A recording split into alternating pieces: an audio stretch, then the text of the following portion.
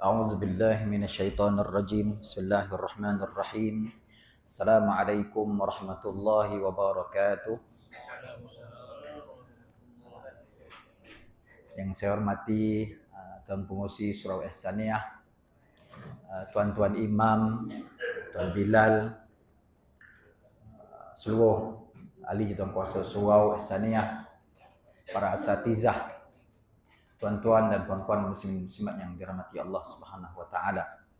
Alhamdulillahirabbil alamin, wassalatu wassalamu ala asyrafil anbiya wal mursalin wa ala alihi wa sahbihi ajma'in. Rabbi shrah li sadri wa yassir li amri wahlul 'uqdatam min lisani yafqahu qawli. Subhanaka la 'ilma lana illa ma 'allamtana innaka antal alimul hakim. Alhamdulillah, marilah kita bersama-sama memanjatkan setinggi-tinggi kesyukuran kita kepada Allah Subhanahu wa taala di atas selimpah dan kurnia-Nya dapat kita bersama-sama pada malam ini melaksanakan tuntutan kewajipan kita solat fardu maghrib secara berjemaah, dan di samping kita menunggu solat fardu isya kita isi dengan majlis ilmu. Mudah-mudahan dengan perkongsian ilmu ini akan menambahkan keimanan dan kepercayaan kita kepada Allah Subhanahu wa taala. Tuan-tuan hormati Allah Subhanahu wa taala, walaupun kita berada dalam keadaan yang sehat walafiat, dalam keadaan yang selesa, namun kita jangan lupa ada saudara se-Islam kita yang masih lagi berada dalam keadaan yang dizalimi.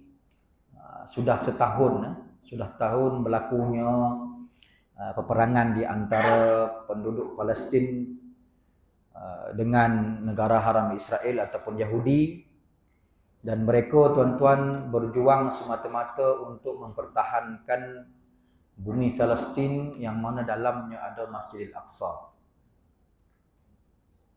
Dan kalau kita tengok daripada ratusan tahun ataupun mungkin ribuan tahun, kalau kita ambil daripada sejak zaman Nabi Muhammad SAW, yang mana kita menyambut Ma'al Hijrah 1446 tahun, yang mana Nabi Muhammad SAW sendiri berusaha untuk memerdekakan Masjidil Aqsa, namun Nabi tak sampai. Tetapi diteruskan oleh Sayyidina Umar. Maka Sayyidina Umar berjaya membebaskan Masjidil Aqsa daripada musuh Islam. Dan begitulah, tuan-tuan, berlakunya ia sepanjang zaman, sentiasa berlaku. Kerana Salahuddin Al-Ayyubi memerdekakan semula, kan? Kemudian 1948 ditawan semula oleh orang Yahudi, dan mereka menubuhkan secara rasmi negara haram Israel pada 1948. Kemudian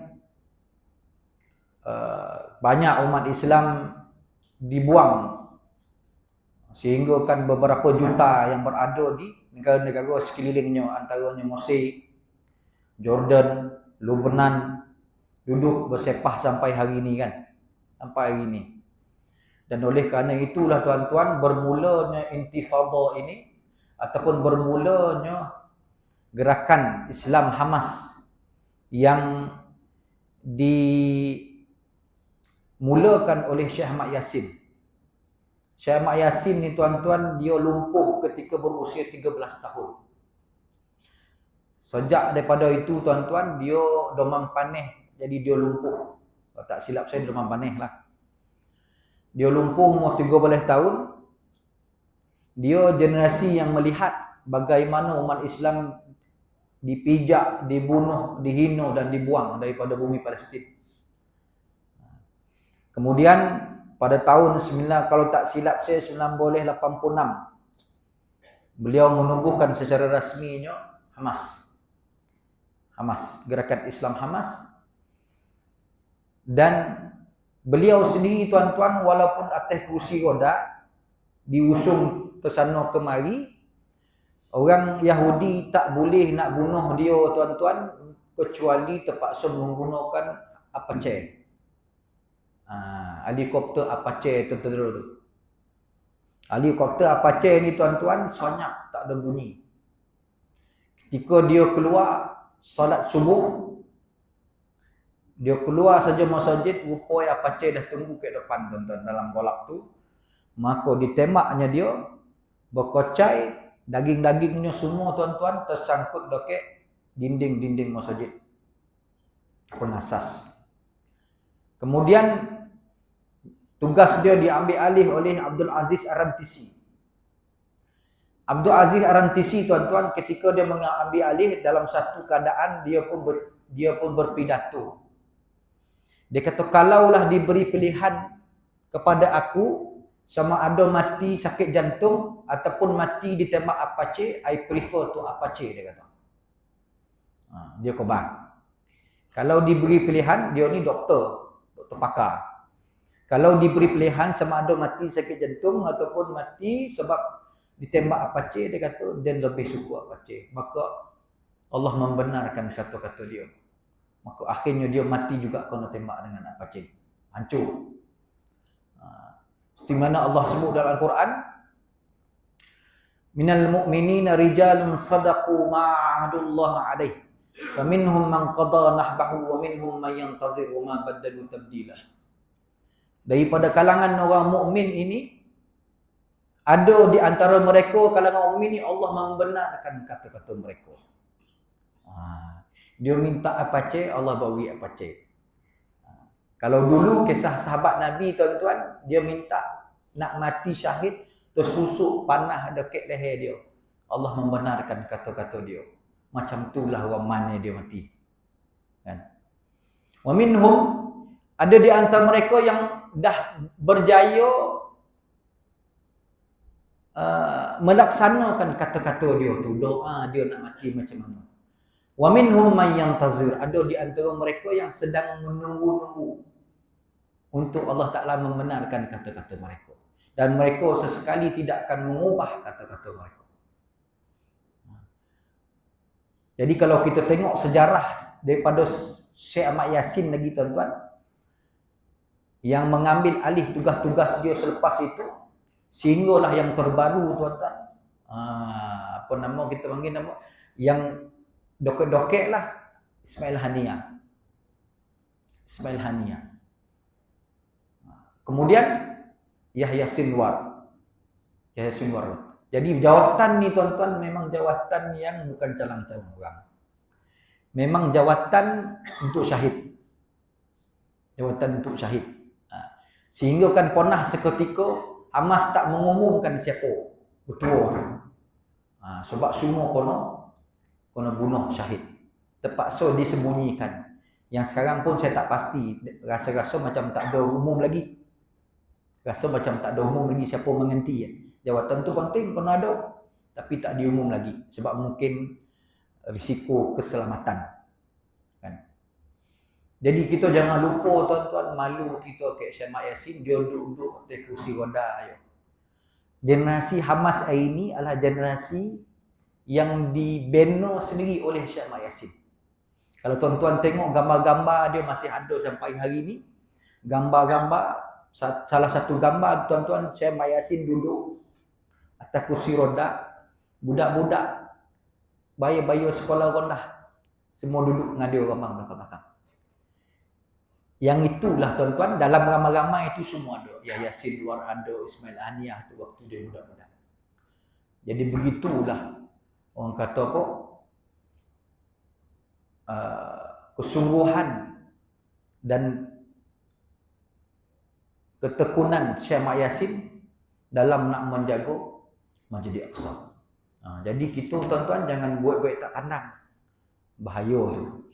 Jadi sejarah ini berlaku setiap tahun. Itu sebab tuan-tuan, Masjid Al-Aqsa ini disebut sebagai Ardun Riba.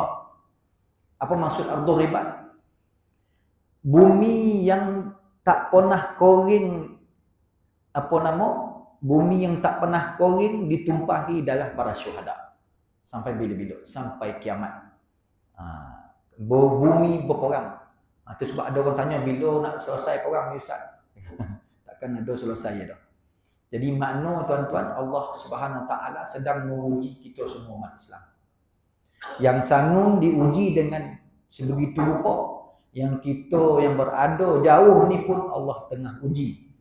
Jadi kita kena decide betul-betul kita berpihak di sebelah mana.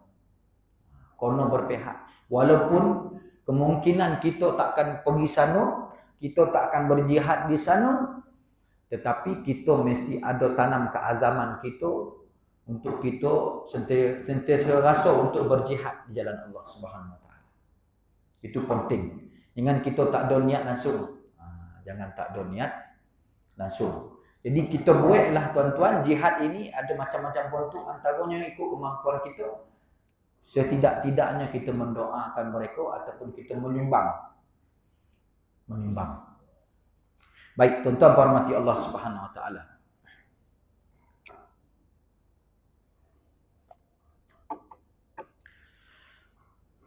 Jadi insya-Allah kita sambung perbincangan kita. Boleh tuan-tuan? Saya risau ada tengok ini ontok semua kan. Risau pula saya kan. Ya.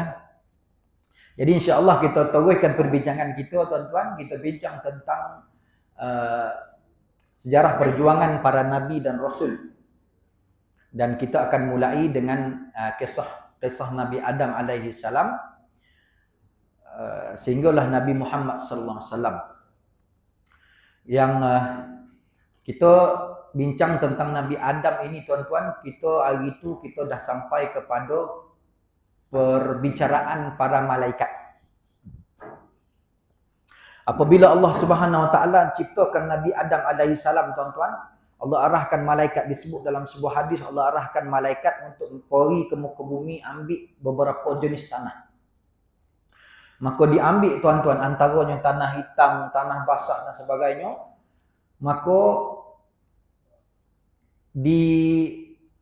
dibuatlah ataupun dibenalah, diciptalah Nabi Adam itu sendiri dengan kekuasaan Allah sendiri. Ini antara kelebihan Nabi Adam, tak sama dengan kita. Nabi Adam ni Allah sendiri yang cipta dengan kekuasaan dia. Dia ada dalam 124,000 nabi ni ataupun tuan-tuan dalam 25 nabi dan rasul ni yang dicerita dalam Al-Quran, ada beberapa nabi ataupun ada lebih kurang 2 orang nabi yang dia special sikit, dia tak sama dengan yang lain. Maksud itu yang lain tuan-tuan, dia sama macam kita, lahir itu menerusi rahim ibu kita ataupun menerusi ibu dan ayah kita. Ada 2 orang nabi ni tuan-tuan, dia special. Antaranya Nabi Adam alaihissalam, dia tak ada mak, dia tak ada ayah. Allah sendiri yang cipta dengan kekuasaan Allah Subhanahu Wa Taala. Yang kedua tuan-tuan, dia dikenali sebagai Nabi Isa alaihissalam. Nabi Isa alaihissalam tuan-tuan, dia lahir tanpa bapa, iaitu melalui ibunya Maryam. Setakat ni yang jumpa itulah special. Jadi Nabi Adam ni dia bukan calang-calang tuan-tuan. Kita memang kita ni lebih kenal Nabi Muhammad SAW. Patutlah Nabi kita kan. Namun Nabi Adam ini sendiri tuan-tuan, dia ada banyak keistimewaan. Antaranya Allah Subhanahu Wa Taala yang cipta dengan kekuasaan Allah Subhanahu Wa Taala sendiri. Jadi bila orang kata direct daripada Allah Subhanahu Wa Taala yang cipta, jadi kita boleh fahamlah macam mana kualiti dia. Sebab semua ni tuan-tuan akan menjawab beberapa persoalan. Persoalan apa? Persoalan yang biasanya akan dilontarkan oleh orientalis barat. Siapa orientalis ni? Al-mustasyrikin. Siapa dia tuan-tuan? Orang bukan Islam, orang kafir lah, tak sedap sebut orang Islam ni. Orang kafir tuan-tuan, dia mengkaji Islam tetapi dengan tujuan untuk merusakkan Islam. Jadi bila dia kaji, pada pandangan akal dia nampak kelemahan. Maka dia akan melontarkan persoalan-persoalan itu kepada orang Islam. Terutama orang yang tak ada ilmu lah. Dan dia punya sasaran sudah tentu anak-anak kita lah. Supaya menimbulkan keraguan-keraguan. Benda ni berlaku tuan-tuan. InsyaAllah kalau kita ada masa, kita akan cuba tengok mana-mana yang kita jumpa lah. Antaranya kisah Nabi Adam ni tuan-tuan, kita akan menjawab persoalan yang mengatakan salah satu daripada tokoh golongan-golongan atheism, golongan-golongan yang tak ada agama. Di Malaysia ni dah ramai dah, terutama anak-anak muda dah tak percayakan dengan Tuhan ni. Antaranya mereka mengangkat Charles Darwin. Tokoh ni mereka angkat sebab apa? Tokoh ni mengatakan tuan-tuan, teori dia mengatakan manusia ni berasal daripada monyet. Macam setuju tak setuju? Terpulanglah kan. Dia kata daripada monyet. Jadi dengan kita belajar sirah, baru kita boleh jawab. Kalau tak belajar sirah, memang tak boleh jawab. Silap-silap, kan? Ini okey lagi lah. Mungkin tuan-tuan akal kita ni boleh berfungsi lagi. Kemurnian akal kita sebagai Islam boleh fungsi. Walaupun tak berapa nak ada kan. Takkanlah kita daripada monyet kan. Okey lagi. Kalau kita lihat tuan-tuan, apakah yang dilontarkan orientalis barat kepada Nabi Muhammad SAW? Antaranya mereka menuduh Nabi Muhammad ini gila seks. Sebab kahwin ramai. Macam nak jawab. Antaranya mereka menuduh Nabi Muhammad SAW sebagai pedofil. Pedofil tu apa tuan? Bukan tukang susun file. Orang yang buat seks dengan budak-budak. Sebab katanya dia berkahwin dengan Aisyah berumur 9 tahun. Macam mana nak jawab? Selawat dah banyak ni. Salah satu tanggungjawab kita, bukti kecintaan kita kepada Nabi Muhammad SAW, kita kena jawab segala tomahan orang kepada Nabi. Bila orang hina Nabi tuan-tuan, kita kena bertindak. Itu tanggungjawab kita. Jadi persoalan-persoalan ni tuan-tuan dilontarkan dengan cukup banyak sekali. Supaya nak mewujudkan keraguan dalam jiwa-jiwa umat Islam. Jadi kalau orang yang tuan-tuan tak ada asas ilmu yang kuat, memang dia akan terpedaya. Baik, tuan-tuan hormati Allah SWT.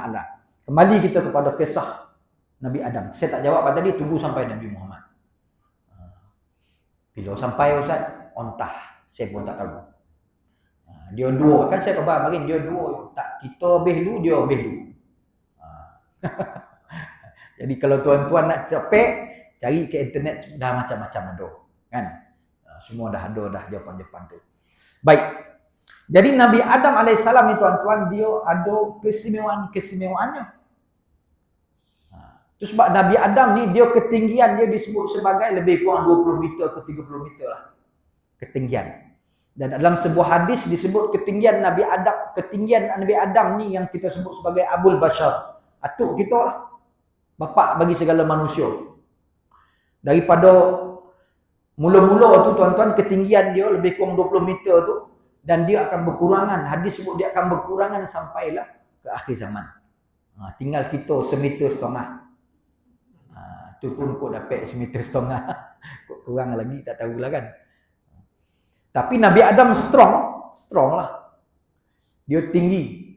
Badan dia kuat. Dan juga Nabi Adam ini, berbalik kepada perbincangan kita sebelum ini, tak tahulah dia ingat tak ingat lagi dah sebulan kan.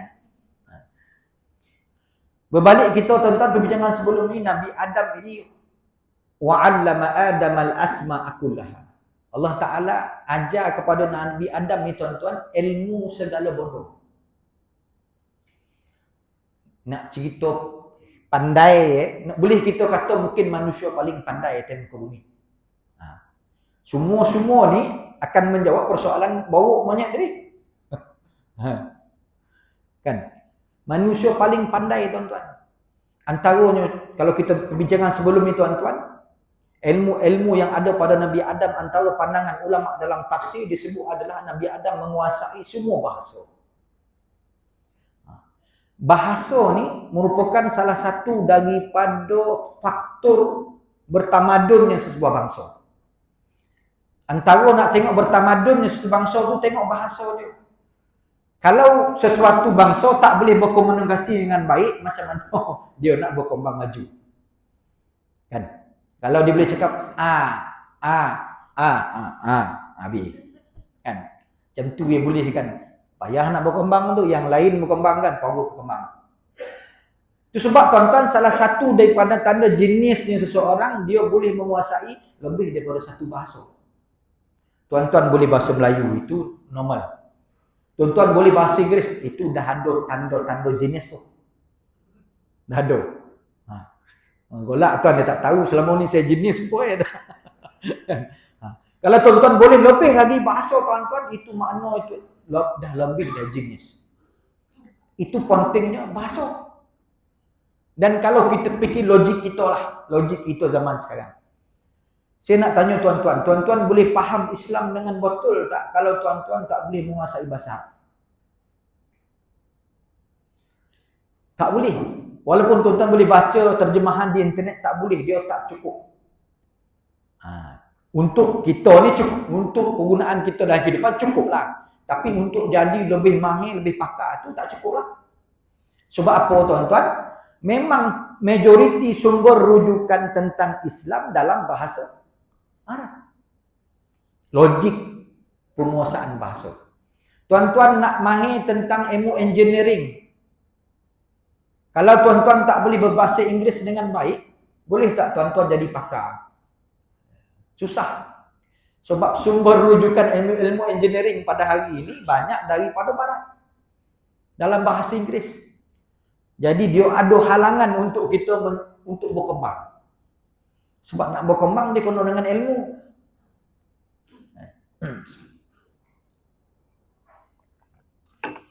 Jadi makna tuan-tuan, Nabi Adam dia tahu semua bahasa. Wallahu a'lam banyak bahasa macam mana, tapi dia tahu semua bahasa. Itu gambaran bahawa Nabi Adam alaihi salam dia bukan calang-calang manusia. Dia cukup jenius. Itu baru cerita bahasa. Kalau dalam tafsir itu dia sebut bukan sekadar bahasa. Dia sebut tuan-tuan barang-barang piuk belangu semua pun Nabi Adam tahu.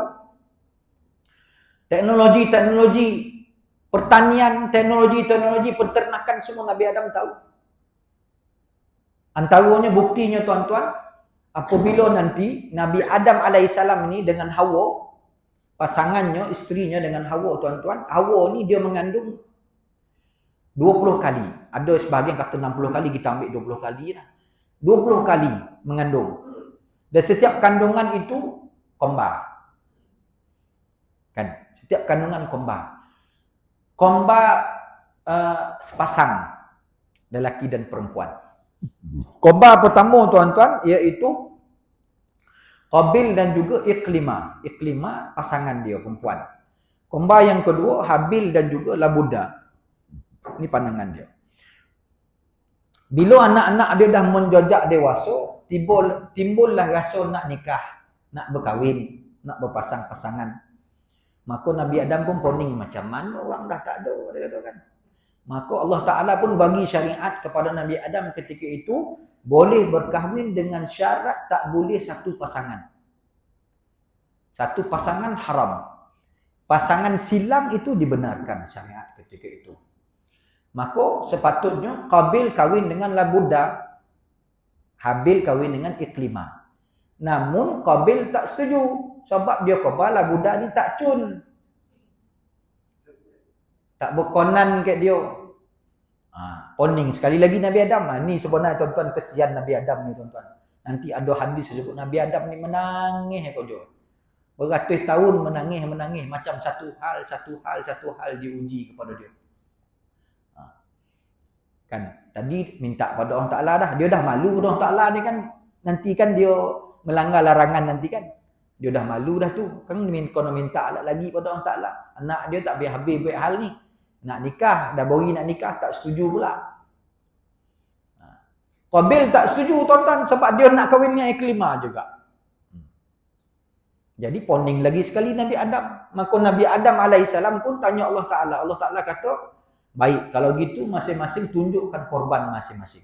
Jadi ibadah korban ni Nabi Adam dah start dah. Bukan zaman kita ya tuan-tuan. Qabil kena berikan korban dia, Habil kena berikan korban dia. Qabil ketika itu tuan-tuan, jurusan dia adalah pertanian. Petani. Macam mana nak kata buruk dia kan? Manusia paling pandai itu nukai berbumi. Kita yang tak pandai ni pun boleh survive. Ini orang paling pandai, tang syurga lah tu. Kita ni baru taman serembau kan? Ada macam-macam kita boleh buat. Adapun Habil, penternakan dia bulu kambing. Maka Allah SWT arahkan masing-masing bagi korban masing-masing dan diletakkan di sebuah bukit. Ketika ada sambaran api, mana saja korban yang disambar api itulah yang diterima oleh Allah, maka itulah yang boleh kahwin dengan Iklimah lah. Jadi tuan-tuan, Qabil ni dia bagi, Qabil ini dalam tafsir, sebagian tafsir sebut dia tanam gandum. Tanam gandum. Tuan-tuan pernah tengok gandum tak? Tak pernah. Tu tepung. Tu dah sampai kita ni dah jadi tepung kan. Itu pun guletin yang banyak tu, 1/2 kilo guletin, 1/2 kilo tepung gandum kan. Saya tuan-tuan, saya mengaji Mosi. Mengaji Mosi ni saya sampai, Mosi ni tuan-tuan, saya di negeri Tonto, saya bukan di Kahirah. Ngaji di Tonto ni di kampung. Masa sebelum saya sampai itu, dia orang kata nama tempat saya, universiti saya, kampung saya nanti namanya Cyber Bay. Cyber Bay. Bila dongar tu macam kayak Hawaii kan. Oh, semangat. Bila sampai tuan-tuan. Jadi rumah saya tuan-tuan, dia doket dengan kuliah lah. Doket tak doket lah, mungkin dalam 1 kilometer. Tapi nak pergi kuliah tu lalu colah-colah rumah orang lah. Bangunan-bangunan lalu cuma. Dia kampung. Kalau musim syita ni, musim-musim sojuk ni, cabaran betul nak pergi kuliah ni. Sebab apa tuan-tuan? Lumpur tinggi-tinggi lutut. Dia tanah kan? Bila hujan, tu yang payah nak pergi, ramai yang payah nak pergi kelas. Tapi saya pergi. Kan? Jadi bila saya pergi tu tuan-tuan, on the way perjalanan saya tu, antaranya saya jumpa tanaman padi. Banyak tanaman padi. Lepas beberapa bulan saya pergi tuan-tuan, saya duduk belajar di sana. Pulang balik hari-hari lalu sawah padi ni, baru saya tahu. Terfikir saya kan sejak bila pula mesti tanam padi. Parah saya kata. Rupanya gandum tuan-tuan. Bukan padi. Roman itu lebih kurang je. Kalau orang bolo padi ni lainlah khabar kan. Kita tak bolo ni khabar sama je senang kan. Lebih kurang. Gandum orang Arab ni dia memang bergantung pada makan roti. Jadi semua-semua roti. Dia tuan-tuan beli nasi pun dia tetap beri roti. Itu dia Arab kan. Kadang-kadang yang lebih hebat ni tuan-tuan, roti ni buat pinggan dia. Arab ni betul lah. Dia roti yang dibagi dia orang tu tuan-tuan kan. Dia buat pinggan yang makan nasi. Kan. Itu Arab. Jadi Qabil gandum. Dia bagi gandum yang dah bonyok. Yang dah tak elok lah. Adapun Habil tuan-tuan, dia bagi kambing dia yang terbaik dan yang gemuk. Jadi kat sini juga, kalau kita boleh sama-sama fikirlah, kalau siapa yang bola binatang, siapa pernah bola binatang, bola kambing lah. Nak menggemukkan kambing ni bukan sesonang cakap tuan-tuan. Saya bola kambing ni 8 tahun, 9 tahun. Sampai hari ni bola kambing ni. Nak menggemukkan kambing ni macam-macam. Dia nak kono mahir betul lah. Kalau saja-saja beri makan dia, memang tak mahu dia gemuk tuan-tuan. Dia banyak faktor. Bukan sekadar makanan tetapi juga pembakaan dia kena pilih elok, jantan kena pilih elok, kena konal macam mana elok tak elok. Kena konal betino macam mana elok tak elok. Jadi makna kena ada ilmu. Bolo saja memang kiok lah. Kurui cacing mati. Cacing banyak tuan-tuan. Antara musuh utama bolo kambing ni cacing. Kan? Dia masuk dalam badan kambing tu, dia makan, dia sodut habis zat-zat dia kuih. Kuih. Kita pun korban dah yang kuih tu kan.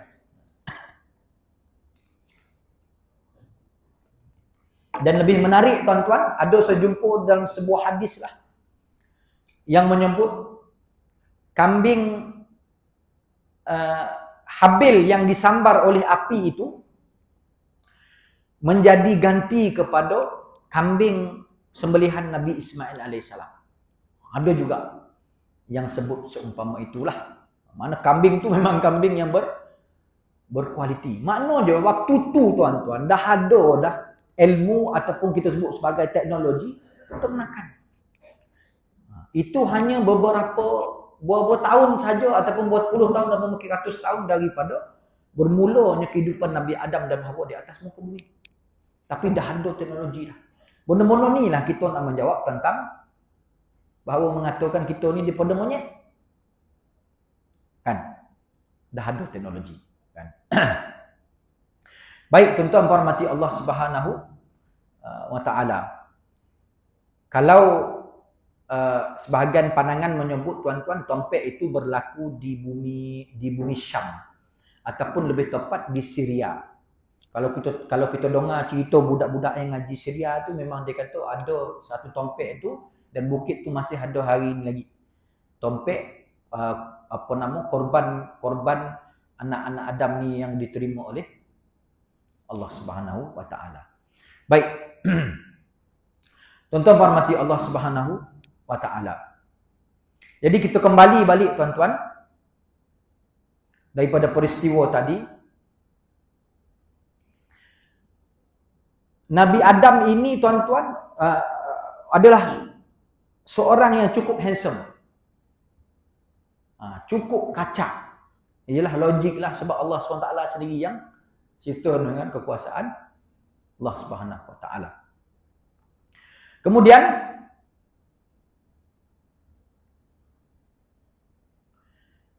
selepas peristiwa Nabi Adam berjaya menjawab segala persoalan-persoalan apabila malaikat cuba untuk mempersoalkan.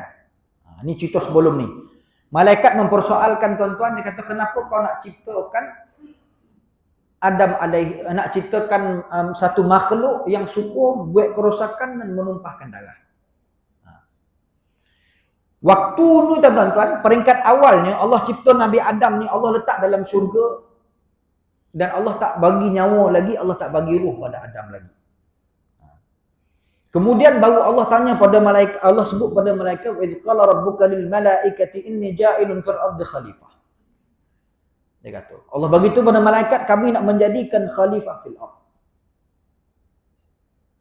Jadi malaikat bersoal, kenapa kau nak menciptakan lagi makhluk yang suka buat kerosakan dan juga menumpahkan darah? Jadi timbul persoalan. Sedangkan Nabi Adam manusia pertama, Nabi Adam alaihissalam manusia pertama. Kan? Macam mana nak malaikat boleh tahu perangai Adam? Jadi tuan-tuan, ada beberapa pandangan ulama, kalau saya boleh konklusikanlah, antaranya Syekh Mutawalli Sya'rawi yang ulama moden walaupun dah meninggal. Malaikat tanya tuan-tuan sebab apa? Sebab 2000 tahun sebelum diciptakan Adam memang ada satu makhluk yang suka buat kerosakan dan menumpahkan darah. Makhluk itu tuan-tuan secara umumnya disebut sebagai jin. Walaupun ada istilah yang diberikan al-hin, al-bin. Itu ulama bincang al-hin, al-bin ni lebih kepada bangsa-bangsa dia. Kategori bangsa dia. Tapi secara umumnya jin 2000 tahun. Baik. Kemudian tuan-tuan timbul persoalan. Saya dalam kepala saya dah macam-macam ni tuan-tuan. Saya takut saya terlupa. Tuan-tuan tolong ingat ya. Kalau tuan-tuan lupa, bersama-samalah kita lupa. Banyak benda yang nak dibincangkan kan. Baik.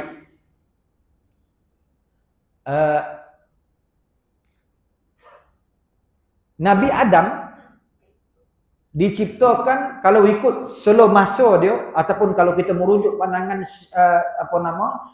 Said Naqib Al-Atas, masih lagi ada dengan kita hari ini kan. Berapa tahun dah umur itu? 90 lebih lah. Pandangan beliau tuan-tuan dan banyak lagi pandangan-pandangan yang seumpama ini mengatakan jarak zaman masa di antara kita dengan Nabi Adam lebih kurang 8,000 tahun. Lebih kurang 8,000 tahun. Jadi maknanya manusia yang pertama Nabi Adam 8,000 tahun daripada kita. Kemudian tuan-tuan, hari ini kita dah ada teknologi DNA. Sains kan? Perkembangan sains, kita ada teknologi DNA dan boleh tahu usia sesuatu benda. Terutamalah. Kemudian persoalan-persoalan yang timbul adalah bagaimana dengan isu tuan-tuan, kalau tuan-tuan sampai buka buku sekolah dululah. Kalau masih ingat, macam mana dengan fosil-fosil yang dijumpai berusia 40,000 tahun. Antara yang disebut zaman Paleolitik. Zaman Paleolitik tuan-tuan 40,000 tahun jarak dia. Tapi dia panggil sebelum Masihi. Sebelum Masihi ni maksud apa tuan-tuan? Masihi ni merujuk kepada kelahiran Nabi Isa alaihissalam. Nabi Isa ni sebelum Nabi Muhammad SAW. Jadi dia kira sebelum Masihi, tahun sebelum kelahiran, bermula daripada kelahiran Nabi Isa alaihissalam ke belakang. Dia bawa ke belakang. Zaman Paleolitik tuan-tuan, tulang belulang yang dijumpai berusia 40,000 tahun. Kemudian dia ada zaman Mesolitik. Mesolitik lebih kurang kalau tak salah 12,000 tahun. Kemudian dia ada Neolitik lebih kurang 2,000 tahun. Kemudian dia ada zaman batu lebih kurang 500 tahun. Nabi Adam 8,000 tahun, macam mana boleh jumpa tulang manusia 40,000 tahun? Ini pun persoalan. Macam mana nak jawab? Semua confident ustaz akan cerita tu dah kan. Esei tuan-tuan bertahun mencari jawapan ni. Bertahun. Betul ke tak betul tuan-tuan? Antaranya kita di Malaysia ni banyak antaranya dipanggil Perak Man kan. Pernah dengar tak Perak Man? Bukan orang Perak dah. Perak Man ni kan dijumpai kan, saya tak ingat kalau tak silap saya 20,000 tahun kot kalau Perak Man. Tulang-tulang manusia. Macam mana nak jawab tuan-tuan?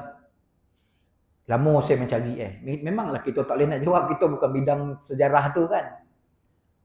Namun baru-baru ni saya jumpa satu penulisan daripada Dr. Muhammad Zohdi daripada Dr. Muhammad Zohdi di PhD lah bahagian pengajian Al-Quran dan Sunnah di USIM, Universiti Islam Sains Malaysia. Dia menerangkan hujah-hujah tentang bagaimana nak menjawab persoalan-persoalan tulang belulang yang dijumpai. Juga termasuk berkaitan dengan dinosaur. Dinosaur jutaan tahun. Kan? Jutaan tahun. Tapi saya rasa macam tak boleh nak jawab lah hari ni. Sebab dia mungkin akan panjang lah tuan-tuan. Tengoklah besok bila-bila berjumpa time kita jawab lah. Okey kan? Mana saya dah lupa tu Kek Non tadi. Dia dah sampai ke dinosaur, dia memang dah lupa lah. Dinosaur memang tang lupa tu dinosaur tu. Kita cerita pasal apa tadi tuan-tuan?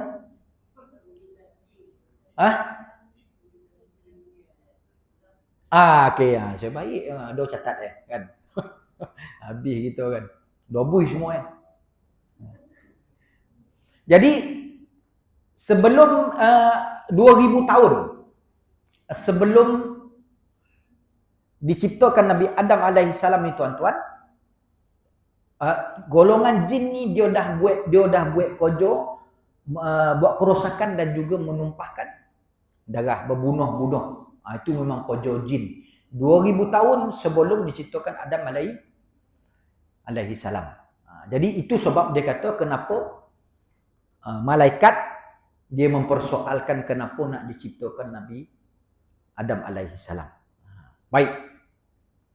Kemudian tuan-tuan,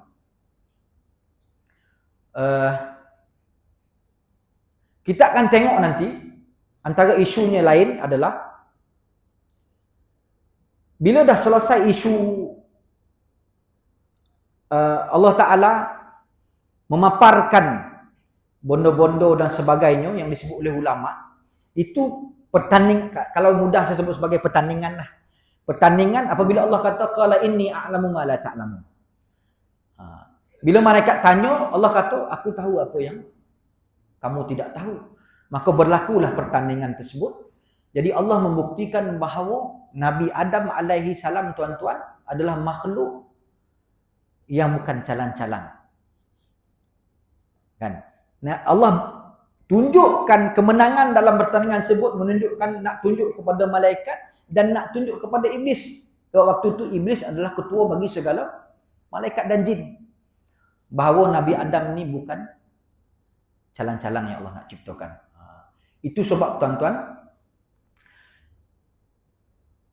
di situ ini salah satu daripada tips yang Allah nak bagi kita dalam kisah Nabi Adam yang ada dalam Al-Quran. Sebab apa? Sebab ada sebahagian daripada tafsir tuan-tuan, dia menyebut bahawa perasan tak? Kenapa cerita Nabi Adam ini diulang-ulang? Cerita Nabi Adam ini ada dalam 7 buah surah daripada 114 buah surah. Nama Nabi Adam disebut sebanyak 21 kali dalam Al-Quran. Biasa tuan-tuan, bila dah cerita Nabi yang pertama ni selesai lah. Banyak Nabi-Nabi lain lagi kan. Tapi Nabi Adam ini diulang kisah-kisah dia. Bahkan dalam hadis Nabi SAW pun, Nabi bila sebut Nabi Muhammad SAW ni maknanya Nabi kita. Kan? Bila sebut hadis Nabi SAW maknanya untuk kita, bukan untuk umat lain. Bukan untuk umat Nabi lain, untuk kita. Tapi ada sebahagian hadis-hadis ni Nabi tetap menyebut tentang nama Nabi Adam. Antaranya hadis yang masyhur tuan-tuan, yang biasa tersebut, apabila matinya anak Adam, maka terputuslah amalan dia melainkan 3 perkara. Betul tak? Sebut balik nama Nabi Adam kan? Kalau ikutkan tak ada kaitan dengan kita lah. Jadi sama juga dalam Al-Quran, dia kata. Perasan tak? Kenapa Nabi Adam punya cerita diulang. Kan? Sebab apa tuan-tuan? Sebab Allah nak bagi tahu pada kisah Nabi Adam ini, dia ada tips untuk kita berjaya mengharungi kehidupan kita di akhir zaman. Antaranya dalam yang kita tengah bincang ni, Nabi Adam dah bagi satu tips, dah buktikan kepada kita macam mana cara nak kalahkan iblis. Nabi Adam juga bagi tips pada kita macam mana kita nak jadi hamba yang soleh dan mulia, yang lebih baik, yang mungkin kategori lebih baik daripada malaikat. Apa dia tuan-tuan? Ilmu. Wa 'allama Adam al-asma'a kullaha. Nabi Adam dah bagi tahu dah cara nak kalahkan iblis. Itu sebab tuan-tuan, dengan ilmu kita boleh jadi lebih baik daripada malaikat. Dengan tanpa ilmu kita boleh jadi lebih teruk daripada iblis. Dengan ilmu. Bayangkan. Itu sebab tuan-tuan, al-faqihu wahid asyaddu 'ala syaitan min alfi 'abid. Seorang yang berilmu lebih ditakuti oleh syaitan berbanding dengan 1000 orang ahli ibadah yang beribadah tanpa ilmu. Itu nilai dia. Nilai dia. Qul hal yastawil ladzina ya'lamuna wal ladzina la ya'lamun? Allah tanya dalam Al-Quran, adakah sama orang yang mengetahui dengan orang yang tak mengetahui, ataupun adakah sama orang yang berilmu dengan orang yang tak berilmu? Tak sama. Allah mengangkat darjat orang-orang yang berilmu. Jadi Nabi Adam dah bagi tips dengan kita macam mana nak kalahkan iblis. Bukan nak kalahkan setan, kalahkan iblis sekali. Iaitu mesti dengan ilmu. Itu pengajaran yang kita boleh ambil tuan-tuan daripada peristiwa-peristiwa tersebut. Kemudian tuan-tuan, kita dah isyak lah. Boleh sikit ya? Boleh. Sebulan sekali tuan-tuan. Bagilah Chan kan. Chan. Yang ada sebahagian tafsir tuan-tuan yang saya jumpa menarik juga. Bila malaikat dia mempersoalkan pada Allah Taala, jadi Allah jawabkan qala inni a'lamu ma ta'lamun. Jadi malaikat takut, Allah nampak marah. Bila malaikat takut tuan-tuan, apa yang malaikat buat? Malaikat nak minta ampun pada Allah Taala sebab Allah Taala dah marah. Kan? Macam mana cara malaikat minta ampun tuan-tuan? Malaikat tawaf di sekeliling arasy. Bila malaikat tawaf di sekeliling arasy tuan-tuan, akhirnya Allah Subhanahu Wa Taala membuatkan satu tompek tawaf khas untuk para malaikat di bawah arasy yang disebut sebagai Baitul Ma'mur. Tompek tawaf malaikat. Kemudian juga tuan-tuan nanti Ada juga pandangan tentang kalau kita nak bincang tentang Kaabah. Tempat kita pula tawaf. Sebab lepas Allah buat tempat tawaf untuk malaikat, Allah buat juga tawaf untuk manusia. Itu sebab ada beberapa pandangan. Kita bila cerita tentang pembinaan Kaabah, kita akan khabar bila pembinaan Kaabah. Siapa yang bina Kaabah? Nabi mana yang bina Kaabah? Nabi Ibrahim dan Nabi Ismail kan? Betul? Biasanya macam itulah. Antaranya tuan-tuan, kalau kita nak tengok kisah pembinaan Kaabah ni, disebut dalam kitab Ar-Rahiq Al-Makhtum. Syekh Safiyur Rahman Mubarakfuri menyebut tuan-tuan, Nabi Ibrahim ni beberapa kali pergi ke Mekah. Nabi Ibrahim dia berasal daripada Iraq. Kemudian dia pergi berhijrah dan duduk ke Palestin. Itu yang cerita bila dia nak berhijrah daripada Iraq ke Palestin, dia kena lalu Mesir. Waktu dia lalu Mesir tuan-tuan, Raja Mesir ni tak boleh tengok orang lawak. Waktu tu Nabi Ibrahim bersama dengan pasangannya Sarah. Jadi dia khabar pada Sarah, bila kita dijumpai bila kita lalu Mesir kan, dia khabar, dia tanya kau siapa, kau khabarlah kau saudara perempuanku.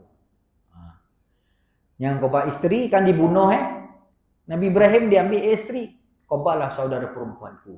Ini kan satu daripada orang kata istilah dia tak menipu tuan-tuan. Dipanggil tauriah. Dia tak menipu. Betul tak saudara perempuan? Betul lah, kita semua bersaudara kan. Sudah tuan-tuan, masuk dekat Mesir, diambil oleh tentera-tentera raja ni, diambil Sarah ni. Bila ambil Sarah tuan-tuan, dia cuba nak pegang Sarah tak dapat. Dia jadi takut. 3-4 kali dia cuba, tak boleh juga. Sarah ni Allah Ta'ala jaga. Tak boleh juga tuan-tuan. Lama dia cuak tuan-tuan. Dia kata, dan berjanji dia tak akan usik kau lagi, tapi kau jangan apa-apakan saya. Raja pula kau jangan apa-apakan saya, dia dah cuak. Sebab kita boleh faham tuan-tuan, waktu tu zaman sihir ni cukup kuat. Kan? Tukang-tukang sihir ni dia ada kedudukan yang penting di sisi raja-raja. Jadi dia cuak, takut, dia ingat Sarah ni ada ilmu sihir yang cukup power. Sebab tuan-tuan, kenapa dalam surah Al-Falaq kan Allah minta kita berlindung, betul tak? Antaranya minta berlindung daripada tukang sihir. Tapi dalam Al-Falaq dia sebut tukang sihir perempuan. Dia tak sebut tukang sihir lelaki. Kenapa? Kata ulama yang paling power sihir ni orang perempuan. Orang perempuan paling power kalau dia buat sihir. Orang perempuan ni kadang tak payah sihir pun, pakai mulut pun dah power kan. Dah power dah. Itu pun dah jadi satu sihir bagi kita kan. Tengang-nyang kat lelaki ni kan.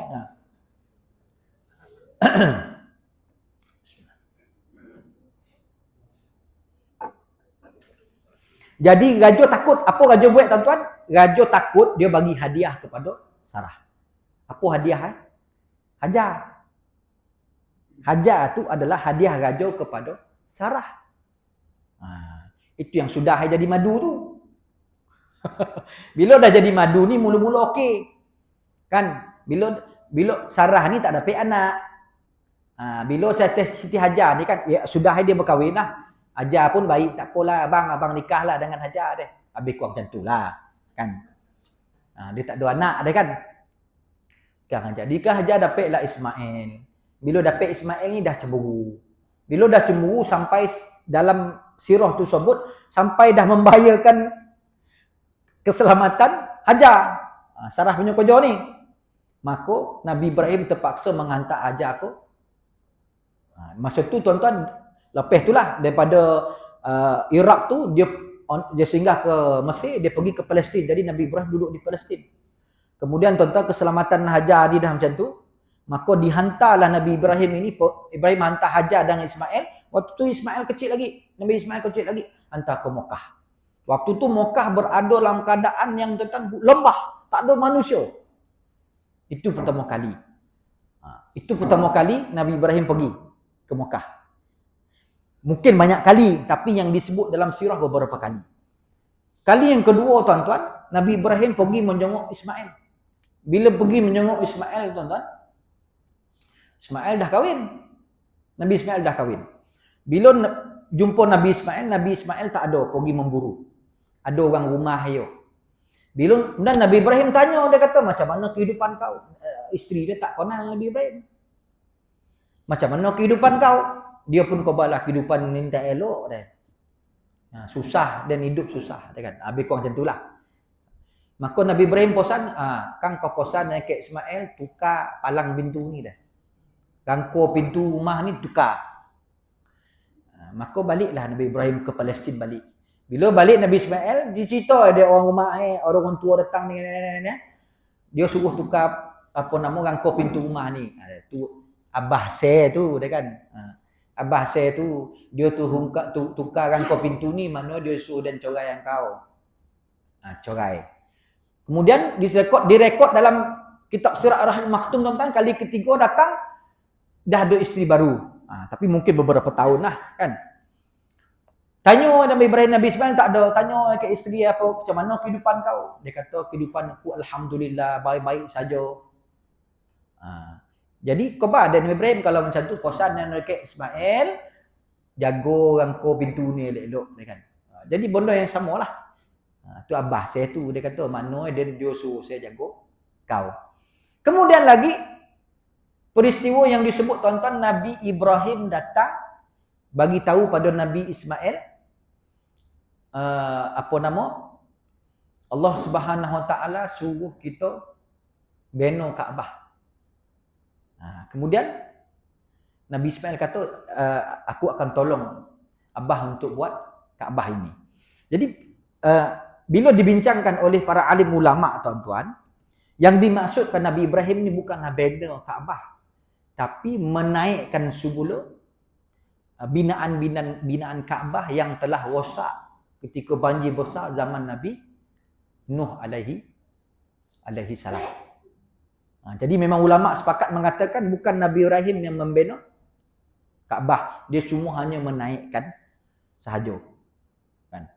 Adapun zaman Nabi Adam AS tuan-tuan, ada yang kata Nabi Adam itu sendiri, ada yang kata ada pandangan mengatakan anak Nabi Adam yang satu-satunya menjadi nabi, iaitu Nabi Syith. Nabi Syith yang bertanggungjawab untuk membina tapak untuk Kaabah. Ada juga. Kan? Dan kalau kita tengok sejarah-sejarah selepas itu pun tuan-tuan, pembinaan Kaabah ini dia terus berlaku. Kadang dia rosak banjir, dibuat balik kan. Sehingga kan di kalangan orang kafir waktu itu pun mereka nak menaikkan semula, membina semula Kaabah tu pakat nak jangan guna duit haram. Dia orang pun faham macam mana nak guna duit haram kan. Pakat guna mana-mana duit yang halal.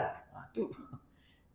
Sebab kita tahu Kaabah ni tuan-tuan bukan orang Islam saja, orang bukan Islam pun bertawaf di Kaabah kalau kita tengok generasi selepas itu. Cuma dia bertawaf dalam keadaan telanjang. Baik.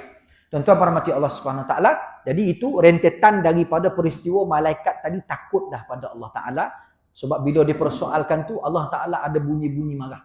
Qala inni a'lamu ma la ta'lamu.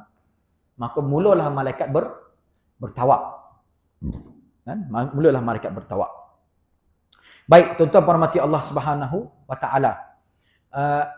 Saya rasa cukup setakat tu. Kemudian sebelum habis tu tuan-tuan, antara beberapa perkara yang dilontarkan oleh orientalis barat juga dalam isu-isu Nabi Adam ni macam saya sebut tadilah, antaranya isu manusia ni berasal daripada monyet. Kemudian tadi mereka mempersoalkan tentang kewujudan Adam dengan penemuan tulang-tulang belulang, fosil-fosil tulang yang berusia 40,000 tahun, kan? 40,000 tahun dan sebagainya.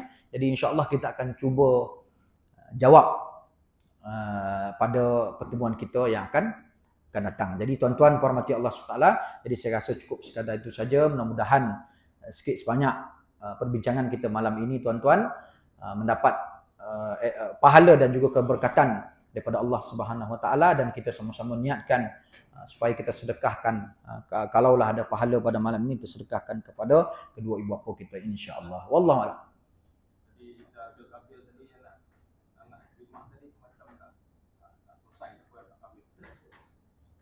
Okey, ada tanya. Saya dah terlupa tadi tu kan. Isu kahwin tadi kan. Isu berkahwin. Jadi makna dia siapa yang korban dia diterima, maka itulah. Maka dia boleh berkahwin dengan iklimah lah. Jadi korban yang diterima adalah korban Habil yang disambar oleh api tu, korban Habil kan. Jadi makna dia tuan-tuan, Qabil tak setuju sebab korban dia tak diterima. Sebab dia bagi yang teruk lah, gandum yang dah banyak yang dah rusak kan. Habil bagi yang terbaik. Itu konsep korban yang kita nak faham lah. Kena bagi yang terbaik kan. Bila dia tak terima tuan-tuan, maka timbullah satu perasaan. Yang ni kita nak kata tadi. Penyakit yang pertama di langit, penyakit yang pertama di bumi, dan penyakit yang memang digunakan oleh iblis sebagai senjata dia pada umat, terutama akhir zaman. Apa dia? Yang disebut sebagai hasad. Hasad. Di langit maksud saya apa tuan-tuan? Okey. Masa sikit lah. Berapa minit untuk jawab. Di langit tuan-tuan, baik. Nanti kita akan tengok, kemudian bila Allah Ta'ala tanya kenapa, kan nanti Allah Ta'ala suruh malaikat dan iblis sujud hormat kepada Nabi Adam. Betul? Malaikat semua sujud kecuali iblis tak sujud. Bila iblis tak nak sujud, Allah tanya, kenapa kau tak nak sujud? Maka iblis tak kata, khalaqtani min nar wa khalaqtahu min tin. Iblis sebab kau ciptakan dia daripada api dan ciptakan dia daripada tanah. Yang ini yang ulama sebut sebagai kias iblis lah. Kias yang fasad, kias yang tak betul, menyamakan benda yang tak betul. Pada kepala otak iblis ni, nyongoban api ni lebih mulia daripada tanah. Nabi Adam dicipta daripada tanah. Jin dicipta daripada api. Malaikat dicipta daripada cahaya, kan? Jadi dia bagi alasan tu. Tapi sebenarnya tuan-tuan, bila kita buat kajian sikit, saya buat kajian sikit, punca dia sebenarnya alasan tu hanya dia punya sekadar alasan je. Kias yang dia berikan kemuliaan tak mulia ni semua naik, dia nak jawab je. Sekadar jawapan. Dia berpunca daripada hasad tu. Hasad tu waktu bila mula iblis hasad. Iblis ni sebelum dia tak nak sujud tadi tu, dia adalah paling mulia. Dia ketua jin, ketua malaikat. Nama dia pun bukan iblis, nama dia adalah Azazil. Dia memang cukup hebat. Sebelum tu dia menyembah Allah Ta'ala, dia hamba yang taat. Tapi bila suruh sujud tuan-tuan, bila dia tak nak sujud saja, Allah tu gelar dia sebagai iblis dan kafir. Dapat gelaran baru. Jadi waktu bila hasad ni muncul, sebenarnya hasad ni muncul waktu bila? Waktu ayat Quran yang pertama cerita pasal Adam. Wa idh qala rabbuka lil malaikati inni ja'ilun fil ardi khalifah. Bila Allah sebut Adam dah ada tapi tak ada nyawa dalam syurga, kemudian baru Allah Ta'ala sebut pada malaikat dan iblis, aku nak ciptakan khalifah di atas muka bumi. Itulah waktu mula-mula iblis ada hasad. Kenapa? Sebab tuan-tuan, iblis ni dia ketua bagi segala jin di atas muka bumi. Ketua bagi segala malaikat. Member ni dah jadi ketua. Jin dan malaikat faham bila Allah sebut istilah khalifah, dia orang faham, kita mungkin tak faham. Apa maksud khalifah? Khalifah ni makna Allah akan ciptakan ketua yang baru. Dia akan cipta Adam sebagai ketua di atas muka bumi, dan khalifah ini juga membawa maksud segala cucu cicit keturunan Adam akan mengambil alih ketua ni. Tanggungjawab khalifah ketua ni. Jadi dia dah hasad tuan-tuan. Apa maksud hasad? Hasad ni bila kita cemburu melihat nikmat yang ada pada orang lain, dalam masa yang sama kita nak buang ataupun nak hapuskan nikmat itu. Jadi ini punca tuan-tuan sebenarnya. Tadi alasannya. Air, api, tanah, apa semua di alasan. Mula dia dah menyimpan rasa hasad. Itu yang pertama, hasad. Di muka bumi juga tuan-tuan, penyakit yang pertama adalah hasad. Sebab tadi, Qabil nak nikah dengan siapa? Dia nak nikah dengan Iklimah, tapi tak boleh kan? Dia kalau nak ambil lah budak, dia tak boleh. Jadi sudah tuan-tuan, Allah bagi peluang korban. Pun dia tak boleh juga. Dia kalah juga dengan Habil. Maka yang mendapat iklimah ni adalah Habil. Jadi, Qabil ni dia hasad dengan adik dia. Dia hasad dengan adik dia. Apa pun apa kesudahan ni dia bunuh? Dia bunuh Habil. Bunuh ni sebut dalam Quran. Dia bunuh Habil. Itu yang kepada tuan-tuan, hasad ni bondo dalam hati tak nampak. Tapi dia hasad ni dia punya kesudahan dia bunuh.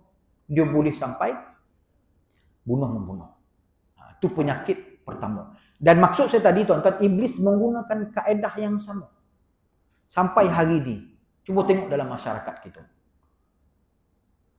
Orang tuan-tuan buka Facebook pun tak boleh. Sakit hati tengok orang gembira dalam Facebook. Tengok jiran dia pergi jalan. Oh dia dah aduh ya benda nak dikobai kan. Ni apalah duit pakai ni dah. Surau tak nak sedekah dah. Kan? Surau tak nak disedekah berjalan mengata-kata. Aduh, tengok member keluar kita baru. Tak tonang jiwa itu. Ni, tuan-tuan. Jangan main. Kan? Sebab kita musuh ni tuan-tuan, nanti kita akan tengok. Iblis ni dia cerita dalam Al-Quran, dia sebut pada Allah Taala sebelum dia diturunkan ke muka bumi ni, dia sebut Allah Taala macam mana dia nak ngojo anak cucu Adam ni. Dia geram bona, dia dendam betul dengan Adam ni. Cucu-cucu dia dendam. Sampai kiamat dendam itu. Iblis kepada Allah Taala dan akan kacau dia tang depan. Dia kacau, tang depan. Dia dikacau dia tang belakang, dan kacau dia tang kanan, dan kacau dia tang kiri. Nanti kita akan bahas apa yang dimasukkan depan belakang kiri, kanan kiri. Kan? Bukan cukup sekadar tu saja tuan-tuan. Itu dah depan belakang kiri, kanan kiri. Nabi ajar pada kita apa yang disebut sebagai, ada surah yang disebut sebagai Al-Mu'awwidhatain. Pernah dengar tak? Al-Mu'awwidhatain ni dua surah yang menjadi pelindung untuk kita. Nabi ajar. Nabi suruh kita amalkan. Antara surah apa tuan-tuan? Surah Al-Falaq dan juga surah An-Nas. Surah Al-Falaq ni tuan-tuan, kalau kita baca sebab bernuzul, kita baca isi dia, konten dia tuan-tuan. Surah Al-Falaq ni adalah perlindungan daripada musuh luar. Surah An-Nas adalah perlindungan untuk kita daripada musuh yang dalam diri kita. Tadi depan, belakang, kanan, kiri. Ini luar dan dalam. Jangan main-main, keliling di kerja kita tu. Dan lebih menarik tuan-tuan, Al-Falaq. Al-Falaq ni, surah Al-Falaq ni tuan-tuan, yang disebut dalam tafsir itu minta berlindung daripada musuh tak berluar. Antaranya adalah tukang-tukang sihir. Itu yang sebut tukang sihir perempuan tu. Dia pendinding kita daripada sihir-sihir. Pendinding kita daripada apa kita sebut binatang-binatang buas, kalau jongking, ular dan sebagainya. Kan? Dan juga dia sebut min syarri hasidin idza hasad. Pelindung daripada orang hasad yang nak membuat hasad kepada kita. Adapun An-Nas, musuh daripada dalam. Siapa musuh dalam tuan-tuan? Memang ada hadis sebut setiap daripada kita yang lahir ni Allah Taala beri satu malaikat dan juga satu jin kafir. Jadi sahabat tanya kepada Nabi, begitu juga kalau tak silap Sayyidah Aisyah kau. Begitu juga kau Rasulullah. Ya, Rasulullah kata, aku pun macam tu tapi aku pun dah Islam. Allah Taala Islamkan. Jadi jin kafir ni dia bertenggek ke hati kita, dia lah yang memberi idea-idea kita berjahat. Ni musuh tak dalam tuan-tuan. Tak payah buang tu. Kan? Yang lebih menarik tuan-tuan, kalau kita tengok surah Al-Falaq. Kita minta perlindungan daripada Allah Taala sekali. Qul a'udzu birabbil falaq. Lepas tu kita sebut kejahatan min syarri ma khalaq. Kita minta sekali. Tapi musuh dalam kita minta 3 kali. Qul a'udzu birabbin nas sekali. Malikin nas 2 kali. Ilahin nas 3 kali. Min syarril baulah kejahatan. Nak cerita, nak mengurus musuh dalaman ni tuan-tuan, kena minta lebih kepada Allah Taala. Musuh tang luar ni kurang sikit. Tang dalam ni yang banyak merosakkan kita. Jadi iblis dia ada akses. Sebab iblis tuan-tuan dia mastermind. Dia yang menjalankan gerak kerja dia adalah syaitan. Syaitan di kalangan manusia dan syaitan di kalangan jin. Syaitan di kalangan manusia kita boleh nampak, kita boleh kenal. Memang ada. Syaitan di kalangan jin kita tak nampak. Bahkan dah ada dah sekor bertenggek kat sini. Kat dalamnya. Itu sebab tuan-tuan kita kena banyak minta perlindungan daripada Allah SWT. Jadi kesimpulan dia yang pertama, kita mesti menuntut ilmu, nak berjaya daripada gangguan iblis dan syaitan. Pertama ilmu, yang kedua mesti wajib minta banyak-banyak perlindungan, pertolongan daripada Allah Subhanahu Wa Taala. Itu sebab jangan tanya, kalau tanya panjang jawapan ni. Kan? Tapi kalau tanya baguslah kan. Baik, boleh tuan-tuan ya? Jadi mudah-mudahan sikit sebanyak dapat orang kata apa? Membawa satu pandangan yang barulah, pandangan yang menguatkan lagi keazaman kita, minda kita untuk kita menyelamatkan diri kita dan keluarga kita sekurang-kurangnya dalam kita nak menghadapi baki-baki kehidupan kita insya-Allah. Jadi saya rasa sekadar itu saja, wallahu alam. Assalamualaikum warahmatullahi wabarakatuh.